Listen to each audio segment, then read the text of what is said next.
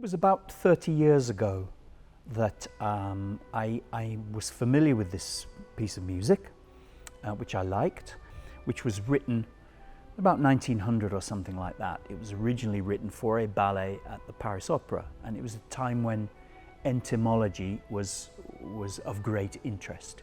And so Albert Roussel wrote this score, and I think that they were taking it quite seriously. Whereas, we've moved on from ballets which have spiders and caterpillars and mayflies and things. We've sort of moved on from that. But listening to this music again, I thought, well, if I treated this as a kind of comedy, as a little bit of a tongue-in-cheek thing, it might work.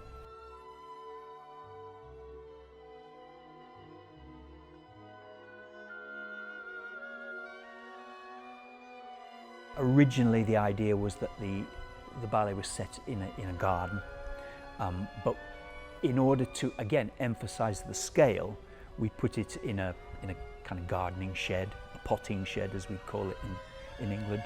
So it's a big window frame which has a spider's web in it, and you see a big plant pot.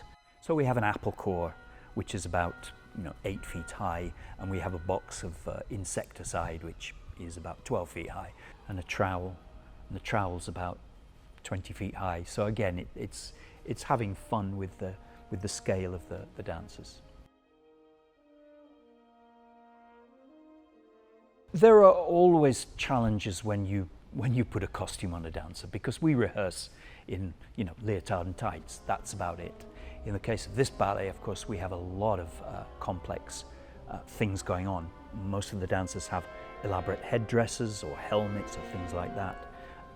We have some caterpillars that are wearing green costumes which look a little bit like padded kimonos, and then they pupate and they come out as butterflies with wings on springs, which have to be elaborately sort of folded underneath the kimonos, because these changes happen on stage. It is meant to be fun. It's meant to be fun, it's meant to be, I think the characters are endearing. The character of the spider, he's ever present. He's a character that, although he's trying to eat and kill everything, he's the character that the audience identifies with. Because the narrative of the original story was that the spider amasses a feast by killing 3 different insects.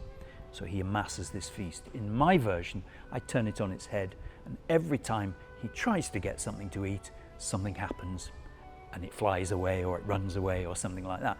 So we sort of empathize with the spider. We identify with him, and I've said to the dancers that the fourth wall doesn't exist. That at times he can break the fourth wall, he can play to the audience, he can look at the audience, he can literally, almost in a Shakespearean way, he can soliloquize to the audience. So very approachable, a lot of fun, and as I've said, the costumes are wonderful, the setting is wonderful, and it's a lovely score which has been really neglected for a long time. It's a lovely, beautiful score, a little bit like Ravel, Debussy, that kind of musical world.